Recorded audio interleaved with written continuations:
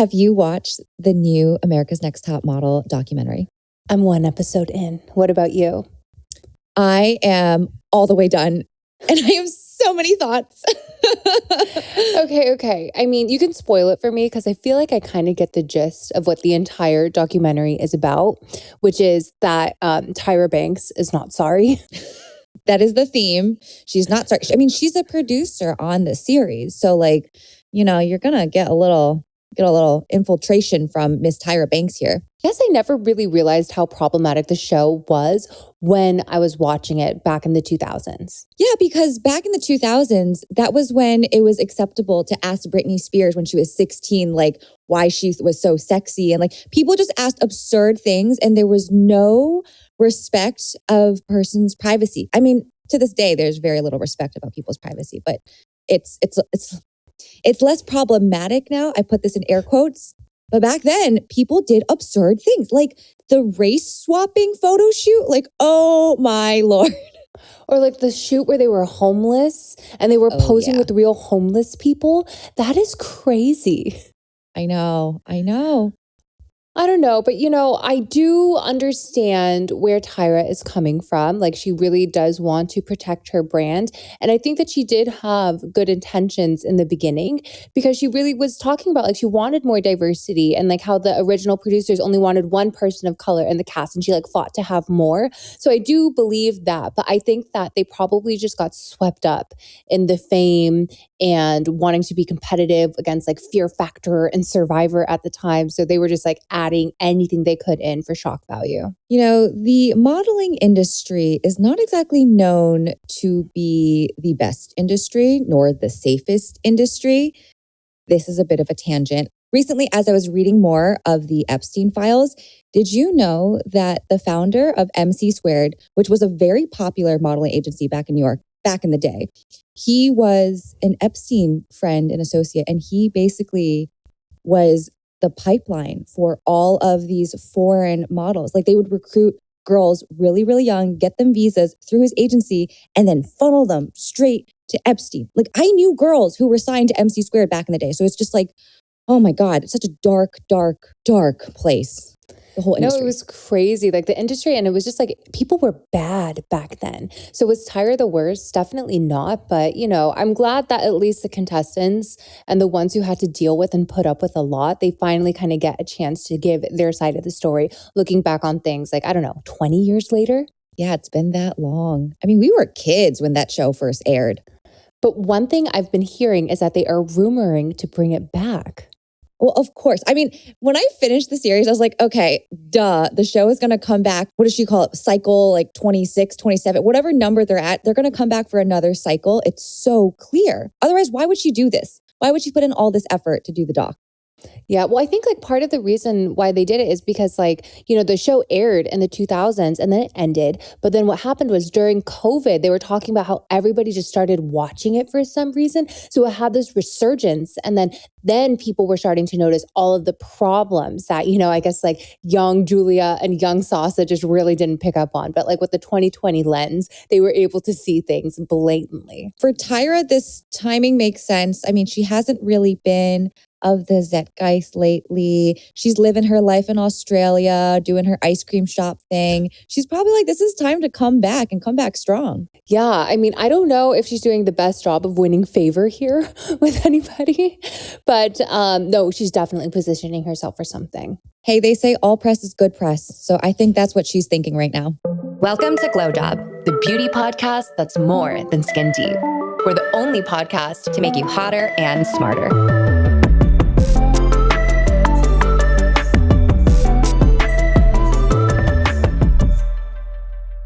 First up in beauty news, Marc Jacobs has confirmed the return of Marc Jacobs Beauty. So Marc Jacobs himself has teased that the beauty brand is making a comeback, and the brand has now been credited as their official New York Fashion Week makeup partner for this upcoming season. And on the Marc Jacobs Beauty Instagram, it says within their bio, stay tuned. I'm really excited for this one. But, it's crazy to think about the lore and the history of Marc Jacobs Beauty here, because they originally launched in 2013 and they had a licensing deal with Kendo, which was LVMH's incubator. But the line was discontinued basically because the licensing deal ended and they just decided not to renew it, not to move forward. And I mean, they did have some pretty viral hits. I remember everyone and their mom was obsessed with that gigantic bronzer. Do you remember that one? I do remember that one. Yeah, but in 2025, Marc Jacobs was added to Coty's color and makeup. So not their fragrance, because they've still been going strong with the fragrance and pumping them out there, but specifically the color cosmetics portfolio. So, Coty, they do a lot of things with Gucci Beauty, Burberry Beauty, Kylie Cosmetics. So, they're going to be rejoining in that regard. But, it looks like they mentioned it in 2025 and it's finally coming into fruition. I remember back in the day when Marc Jacobs himself and the brand was everything. His store in the West Village was so cool. All the cool girls shopped there. But then I feel like there was a really long period of time where it was kind of just like, meh, who cares? That makes sense. And I think part of it was the beauty brand died, and so did a lot of the relevance. And also when they did have the big hits within the fragrance for Marc Jacobs, it was that one Daisy perfume, right? And they tried to come up with a couple of different iterations of that over the years, but still it's nothing really new was coming out from the beauty side. So I think, I don't know. What has Marc Jacobs been up to lately? I know that he's really into nails and really into Labubus, but hopefully, I hope that he has a strong presence with Marc Jacobs Beauty as they're making this comeback. I hope so too. But even outside of the beauty realm, like beauty, color cosmetics, fragrance, etc., even the clothing and the accessories were not cool for a really long time. He was in his heyday, peak cool.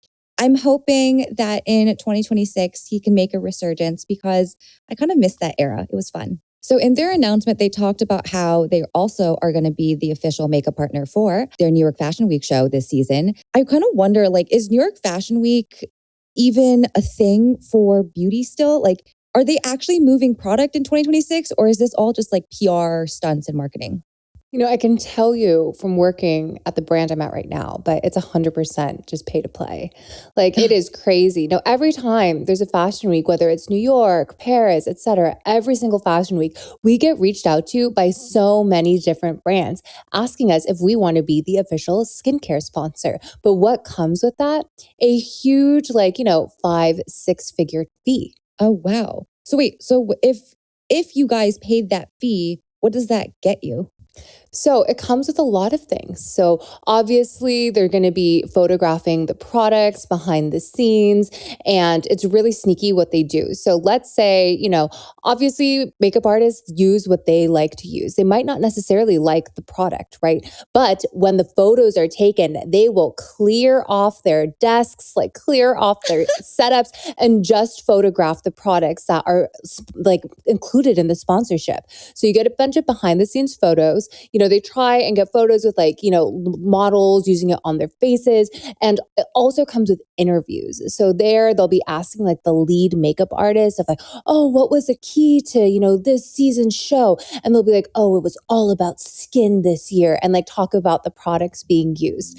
And I feel today, the role of PR has been changing so much if you think about it. I think people actually used to reading those things and make purchasing decisions off of that. But now I've been noticing that brands just want PR by any means necessary. And it's because it helps with GEO, being able to be discovered on all of these search engines. The more people write about you, the higher you're going to get ranked. And so any press is good press. Okay. So it's really just content for you guys, some expensive content. And yeah, it's really expensive PR content. Yeah. Okay. Good to know. Next up in news, MAC is officially headed to Sephora. So Estee Lauder companies, they confirmed that MAC is going to be expanding their Sephora partnership into the U.S. this year in 2026. So that's going to include all of the Sephora stores, online, as well as the Sephora Kohl's. For Sephora, this makes a lot of sense to introduce MAC into the U.S. stores. I mean, they're trying to defend against relevance at this point. We've talked about it. It is competition out there for these retailers, and growth is really hard. And sometimes the easiest way to just up the growth lever is to give consumers something that they already trust, which is MAC. because it's iconic. People have been begging Sephora to bring MAC into all the stores for years. I know. And like MAC, they've always made like really, really good products and they've always been so well trusted. But for the longest time, you could really only get MAC in a couple of locations, right? Like obviously online, but you could go to a MAC store or you could go to a department store. But as we've been chatting about for the last couple of weeks, like the death of the department store,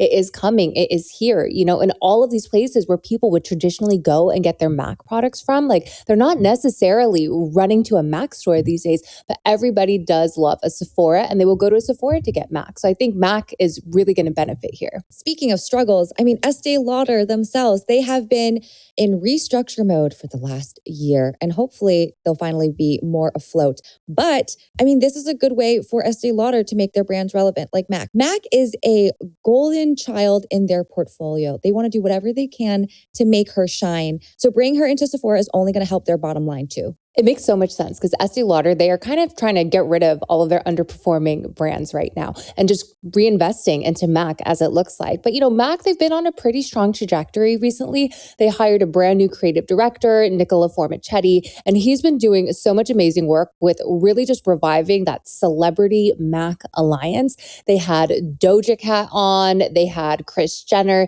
and they actually used Chapel Rowan to introduce Sephora coming into MAC.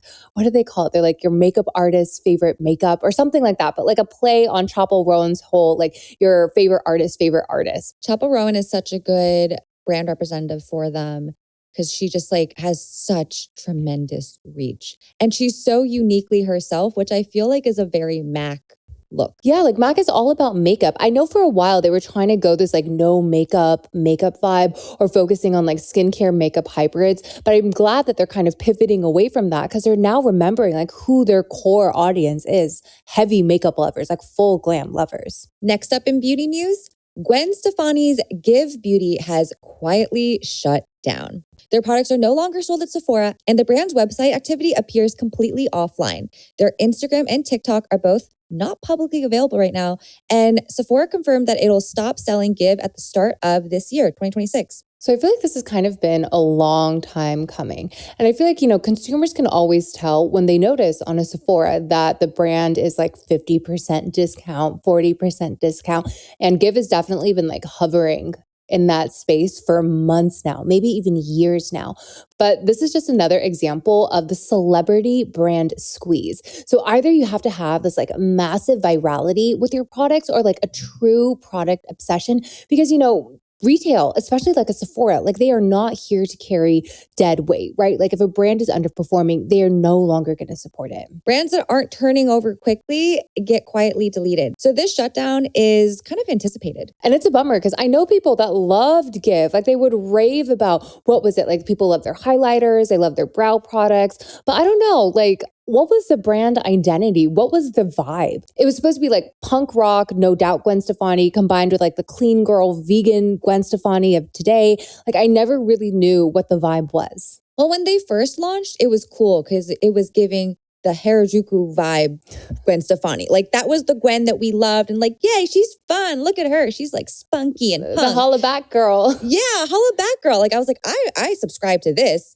Then I don't know what her whole identity and look just shifted with Blake and, the country vibe. I don't know what that whole look was. And the music got worse, in my opinion. So I feel like in the beginning, the brand identity was very strong, like, signature red lip kind of look. But I felt like it was tied a little bit to Gwen's identity. Yeah, and that's a real challenge with founder-led brands. Like it kind of all rides on the founder. But there have been a lot of brands that have been able to navigate around that really successfully. Like I feel like, Fenty can stand on its own. I feel like Rare Beauty can stand on its own. Haus Labs, all celebrity founders, but the brand and the products and like the cult following themselves, they love the actual product. Next up, we have LVMH exploring a sale of Makeup Forever. So this is what's going on. So right now, reports are indicating that LVMH is exploring strategic options, including a potential sale of Makeup Forever as part of its broader beauty restructuring plan. And this is all just kind of amid a softness in the global makeup demand. If LVMH is willing to sell them, it's signaling greater portfolio triage. And I mean the fact that they're trying to keep their strong profit engine in tight and offload whatever is not working. So this tees up a bigger question for us. Is prestige makeup becoming a hits-driven business where only winners survive while fragrance and skincare are the steady margin holders? Honestly, maybe. And it's for a couple of different reasons. So I feel like with a brand like Makeup Forever, they do have some like truly iconic cult staples. They have their lip liner, specifically in the shade Wherever Walnut. They have that skin palette. I know they had a lot of pushback with the recent reformulation of one of their foundations, and that was really hard on them. But the thing is that I feel like consumers overall are a lot more comfortable exploring makeup, right? They'll try a product or they'll try a new shade. But when it comes to repurchasing, I think that's where skincare outweighs makeup. Because with skincare, like you see the results, you want to continue those results. So you're going to keep buying the same product. But with makeup, I don't know. I have no problem having like 10 different blushes and just wearing one kind of however I see fit. That's so true. I do that. I rotate a lot through my makeup choices.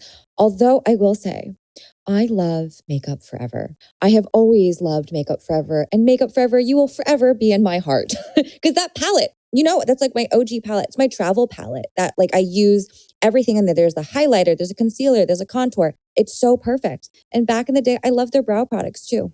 So recently I was in Sephora, during my lunch break, I always get the Beverly Hills one. And I wanted to restock on a brow product that Makeup Forever makes. I hadn't bought it in a really long time, but essentially it's a waterproof brow gel that is fantastic. Anyway, I go in the store. They don't sell the product in the store. So I was like, okay, I'll just go home and check online, see if I can buy it online. Go on Sephora.com.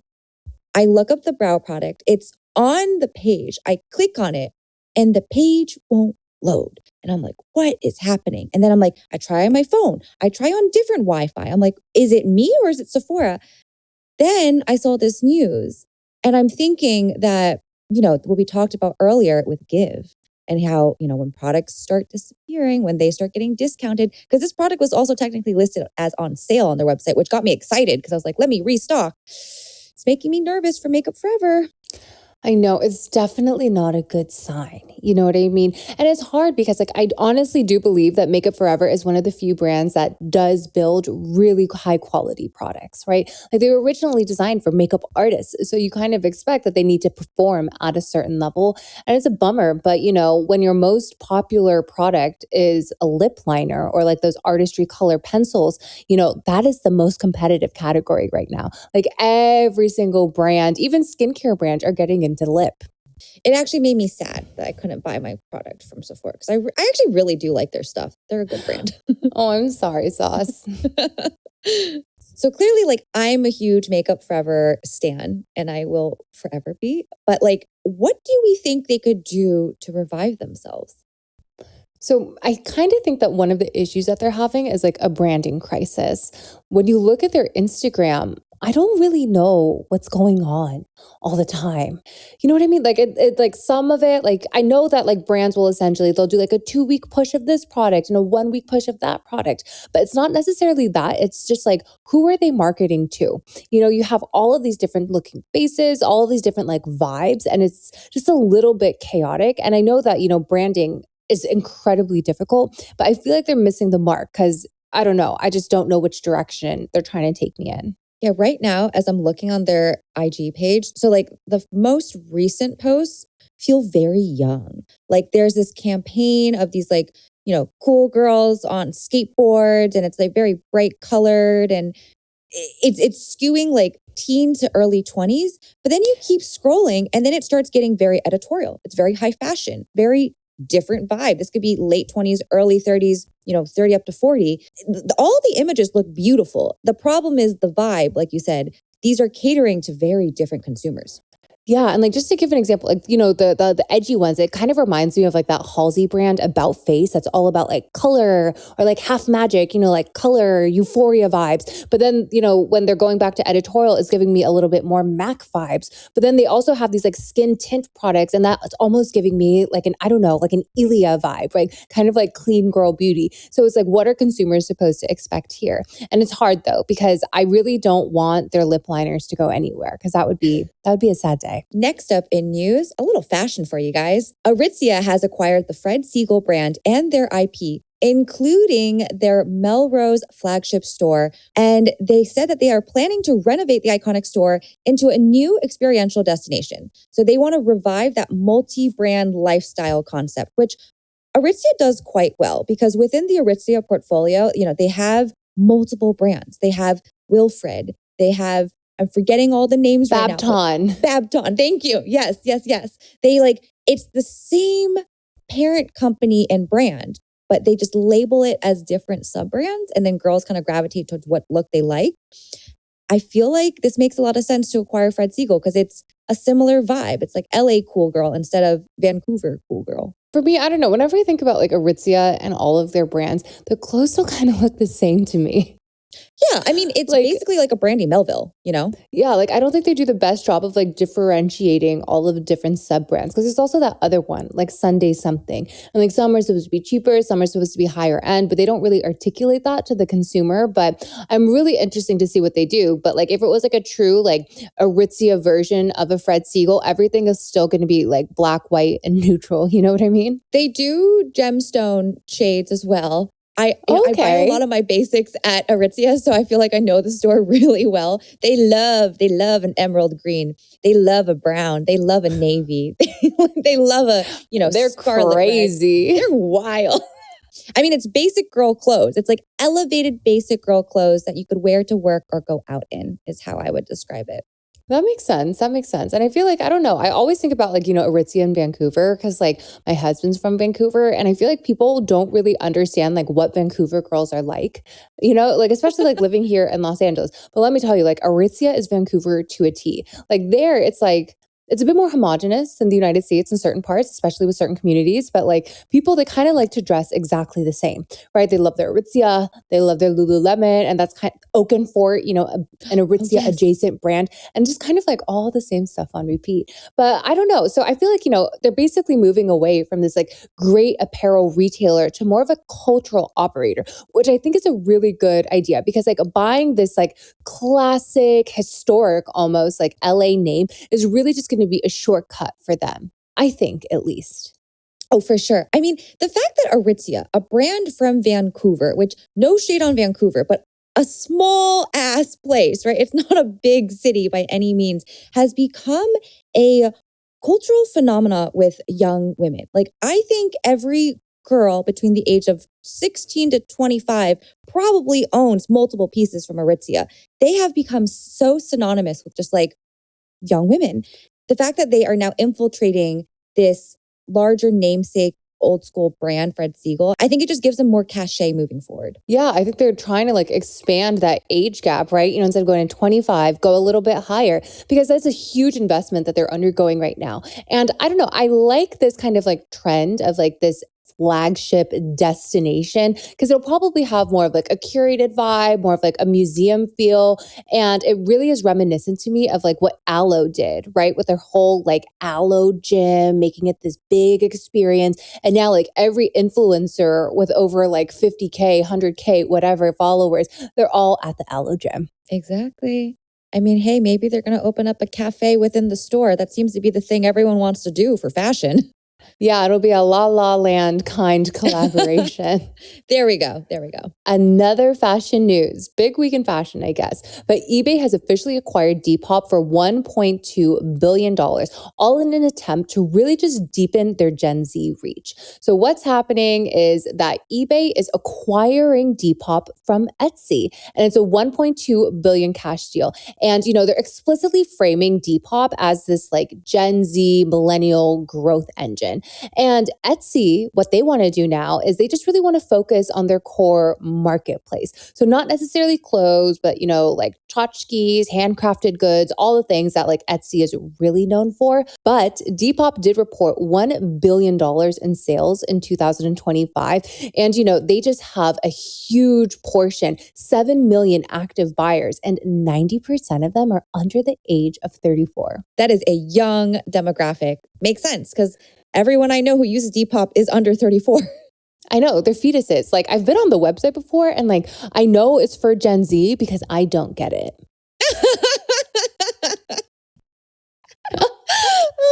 God, I love that. I mean, it does give very like, sometimes when I'm scrolling, I'm like, oh, this is very East Side. This is like clothes I would find in a Wasteland store and it's just like resold on Depop.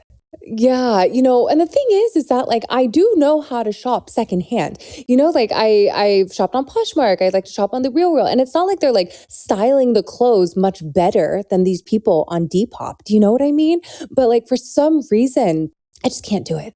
I don't think it's your style, but I do know.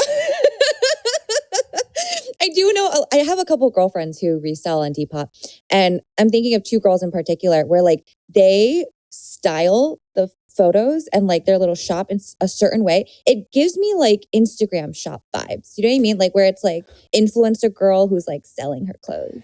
It gives me MySpace vibes whenever I look at it. Really? Because like, yeah, the way that like people like would customize their MySpace pages back in the day, like that's kind of like how I would see it. Like I've even been fed TikToks about like how to better market and better brand your Depop content. Like, I don't know why I was on that side of the algorithm, but like people, they really work hard to like curate the aesthetic of like what you're getting when you come visit their page. You know what I mean?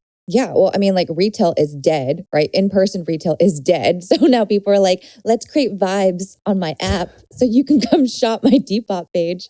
Your comment about like the MySpace thing though, it does feel like, that whole like Y2K thing is back. Like these are Gen Z and Gen Alpha did not grow up in the time that we grew up in. So now that's considered cool and like reminiscent of like, just nostalgia and blah, blah, blah. So the fact that they're becoming obsessed with that aesthetic tracks, because I feel like we used to be obsessed with things that we didn't grow up with, right? Oh yeah, it's vintage. It's vintage. Yeah, vintage. But like I've been loving learning about like Depop through TikTok, because like another trend that I learned about that I thought was hilarious was people just sharing the boxes that their Depop item was sent in. Because apparently a bunch of these like Depop sellers, like they want to be quirky, they want to be fun. So like people were shipping, like I would just pick a random Amazon box from, whatever. But people were shipping their Depop shipments in like a Corn Pops box, a Lucky Charms box, like literally like those type of boxes. And like people would just get so excited. They'd just be posting all about it. I didn't know you were allowed to do that. A box is a box. I guess so. A box is a box. But you guys, for some context here that makes this story a little more juicy on the business side, Etsy actually bought Depop back in 2021 for $1.62 billion. eBay bought it for $1.2 billion. So this sale implies a down round exit. Etsy is losing money on this. I guess I don't know the terms of the deal or how much they were able to generate from, like that $1 billion in sales that Depop did last year. But for me, it's really just kind of thinking about like, what do they want to focus on? I just kind of think that they don't care about the secondhand, clothing marketplace. They just really want to niche down, if that makes sense. It does, but Etsy does sell a lot of secondhand clothing, like vintage clothing. And when I say vintage, I'm talking more of the kind of girl who loves prairie dresses and crafts and, like dresses from the 1920s or 40s, like that era, not like 80s, 90s, 2000s vintage, quote unquote. Oh, 100%. Like I've definitely seen like, buy this vintage hoop skirt on Etsy. Yeah. Like I don't think I would see that on Depop. Nope. Per se, but like Etsy does have vintage, right? They have a lot of like vintage tchotchkes and things, but I think when they mean vintage, like they mean like what we think of, us millennials think of when, the word vintage comes around. So it also is important to note that, Depop here, they will stay very distinct from all of eBay's branding.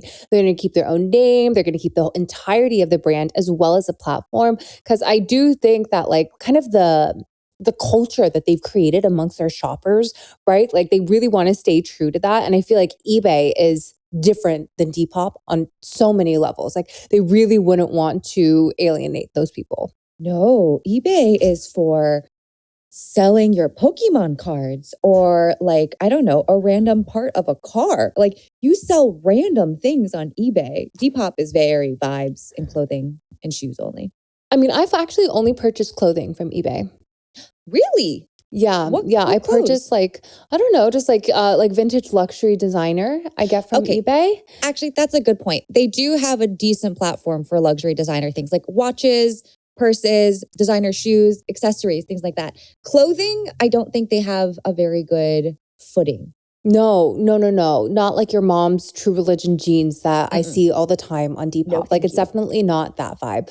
But when it comes to eBay, so I have this like crazy chair in my house that I made myself. It's my favorite chair. Yes, it is Sauce's favorite chair. To describe it, it is I took an Acapulco chair, which is like a wire and rope chair. I basically sewed all of my Beanie Baby collection onto this chair. So it looks like this giant chair stuffed animal like monstrosity that I'm obsessed with. But the reason why I made the chair is because I tried to sell my Beanie Babies on eBay and they had no value. Oh my God. With Beanie Babies on eBay, you have to sell them in like lots. Not like I've ever done. I don't know why I know this, but like I've just seen on eBay, people will just sell like 100 Beanie Babies and it'll be like a random assortment and they'll give a set price. It'll be like $25. Exactly. That is what I saw. And I'm like, I'm not selling my babies for $25. Like, that's crazy. But it was actually really funny because at one point when I was putting the chair together, I was kind of concerned that I would run out of Beanie Babies. And I'm like, am I going to have to go and buy a box of Beanie Babies? And lastly, we've got an update on an ongoing story that we've reported on a couple times now. So Pat McGrath Lab has just secured $30 million in financing tied to its Chapter 11 process. So this money is coming from a company called GDA Luma. They are a private equity company that focuses on distressed assets. So businesses that are not doing well. GDA Luma actually gave Pat McGrath a loan last year in April of 2025. Now, Pat McGrath owed a lot of money to GDA, which is what ultimately caused the brand to go up for auction in January, like we talked about earlier. However, the brand Pat McGrath Labs and GDA had let's call it a disagreement in terms of what they were doing on the auction. So they ultimately decided to scrap that auction and then file for Chapter 11 bankruptcy. So this money that's coming in the door, it's not like, yay, new money, let's revive Pat McGrath because the brand's doing so well. No. It's a previous lender who's already kind of knee deep in and it's like, look, if we can just restructure this company under Chapter 11 processes and wipe clear of some old bad debt, and we'll inject some new money in here to kind of fix and band-aid things so we don't lose as much money as we want to. That's it. No, yeah. So it's like, it's not as glamorous as I think a lot of the headlines are making it out to be. Because the way that they're talking about it is almost like, oh, there's this amazing benefactor that believes in Pat McGrath and they're giving her $30 million. Like, that is not what's happening here. It's basically like firms like GDA, they're making big bets here.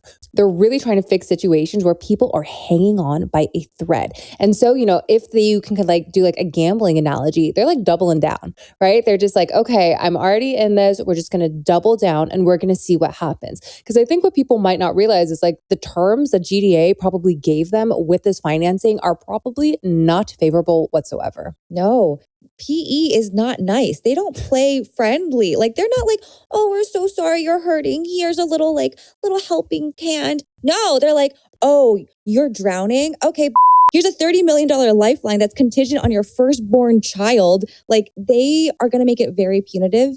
But when you're stuck in a bad situation, you're going to say yes. And in this process, Pat McGrath is expected to shift from CEO into a chief creative role as part of the reset. I'm really curious to see, though, who they will bring in to be CEO. Because I don't know, Miss Pat McGrath, she is going to be very, very busy now because she is now, head of creative at two brands. Pat McGrath Labs and Louis Vuitton makeup. She's booked and busy. They got to bring in a professional here. Wait, I don't know how you could do both of those jobs well. Like maybe you can do both jobs, but you cannot do them both at the same time and do a good job at both. I mean, I don't know, call me super cynical. And again, I feel like we always have to say we love Pat McGrath. She is amazing. She is talented. She is a visionary, but I almost feel like Louis Vuitton wanted her just for her name. I don't know how much work they're actually making her do. They came out with over 50 shades. Do I think she's in the lab workshopping and curating each of these shades? Probably not. I think they just want the Pat McGrath name because that name does carry a lot. It does. I mean, she's a dame. She has been knighted or crowned. I don't know what you call appointed, whatever. She's been called a dame. She definitely is an icon. but Yeah. she's not an operator. No, but also like, unfortunately for her, like she can't really go anywhere. Like if the brand is getting more funding now, she kind of has to stay on board, right? And she's going to have a chief title. It's her name. So I don't know, maybe she was kind of planning an exit, but now she can't because she's kind of in this situation where she's tied to it. I mean, good luck. I really do hope that they restructure and that they come back stronger than ever and they double down on the prestige bit. Like, I think the thing that really broke the brand was they kept waffling between being like, let's be a prestige brand and let's do a bunch of discounts and like sell at TJ Maxx. Like that is not translate well to the consumer. No, it doesn't. I remember I've like almost bought their blush at TJ Maxx. I'm like, oh my God, it's a Pat McGrath blush and it's $18, right? And I feel like that is not the vibe. That is not the vibe that you should want, especially at her level. Because I think she did a great job of like building fans, loyal fans, but you know, being able to build a brand around that and sell them stuff and have them keep buying it and coming back and repurchasing, that is the hard part. We talked about it earlier. The repurchase bit for makeup is really freaking hard. Yes, I am the problem though. I am not loyal. I don't know. Are you? I'm pretty loyal on my products. I set it and forget it. Like I just like restock.